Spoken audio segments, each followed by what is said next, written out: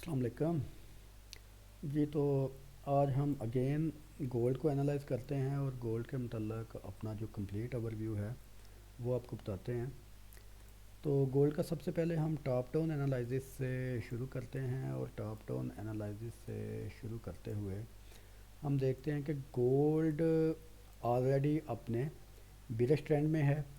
High, low, high and low.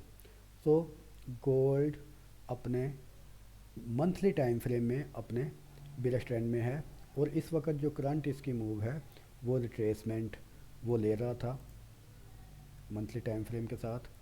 Monthly time frame के बाद हम गोल्ड को चेक करते हैं वीकली टाइम फ्रेम में। तो वीकली टाइम फ्रेम का ये ऑर्डर ब्लॉक था हमारे पास, वीकली का ऑर्डर ब्लॉक। गोल्ड जो कि ऑलरेडी जिसको फिल आउट कर चुका है, गोल्ड वीकली को अपने को मुकम्मल तौर पर वीकली ऑर्डर ब्लॉक को टैब कर चुका है।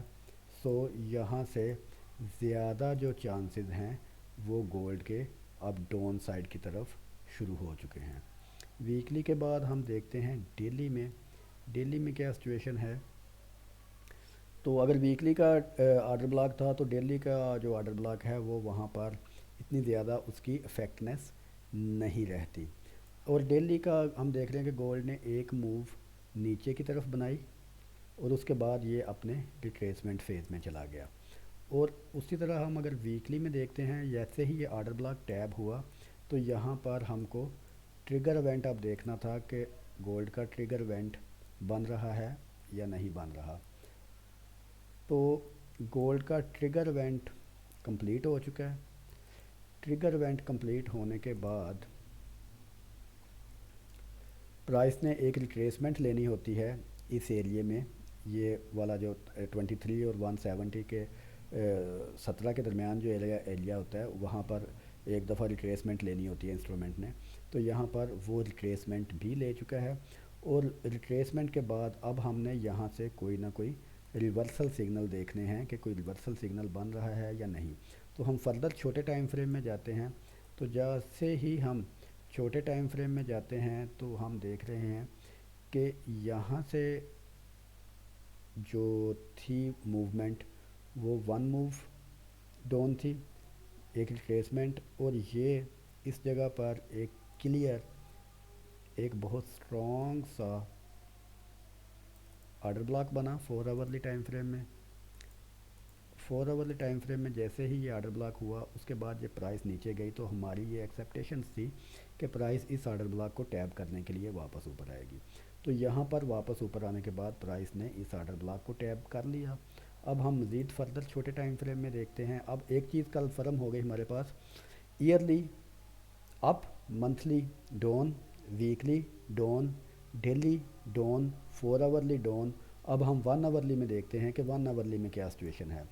तो जैसे ही हम 1 आवर्ली में हमने अपने टाइम फ्रेम को स्विच किया तो यहाँ पर हमको अगेन एक दफ़ा डाउन सिग्नल ही मिल गया, यानी कि यहाँ पर ये लास्ट हाई था और ये इस एरिए का 1 आवर्ली का एक लास्ट रिवर्सल या लास्ट सपोर्ट एरिया था और 1 आवर्ली ने ये एरिया भी तोड़ दिया।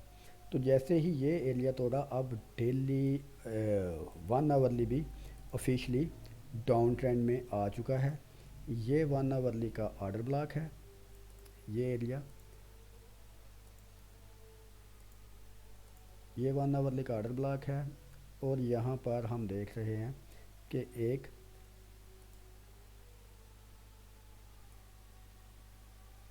फेयर वैल्यू गैप भी हमको मिल रहा था। यहाँ पर एक हमको फेयर वैल्यू गैप भी मिल रहा था और फेयर वैल्यू गैप को फिल आउट करने के लिए प्राइस ने वापस आना था, जो कि अभी current price fair value gap को फिल आउट करने के लिए वापस आ रही है।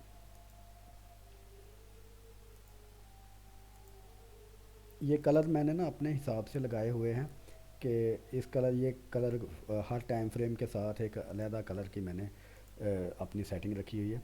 तो ये जैसे ही ये इसने इसको फिल आउट किया, यहाँ से अब ज़्यादातर चांसेस जो हैं वो ये हैं कि प्राइस यहाँ से नीचे की तरफ जाएगी। तो यहाँ हम गोल्ड का एक एक्सट्रीमली सेल एंट्री देख रहे हैं। यहाँ से हम गोल्ड को सेल करेंगे और गोल्ड को सेल करने के बाद राइट नाउ हम गोल्ड सेल करेंगे।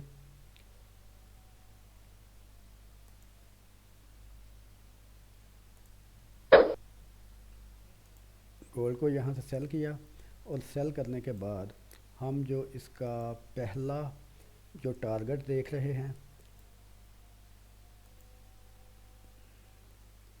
हम गोल्ड को सेल करने के बाद इसका पहला जो एक्सट्रीमली इम्बैलेंस एरिया है वो ये वाला इम्बैलेंस एरिया है।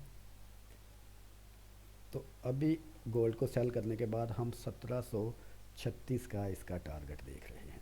तो ये था हमारा गोल्ड का एनालिसिस आपके लिए। उम्मीद है आप दोस्तों को पसंद आया होगा और आप दोस्त भी इस एनालिसिस के अकॉर्डिंग अपनी पोजीशंस ओपन कर सकते हैं।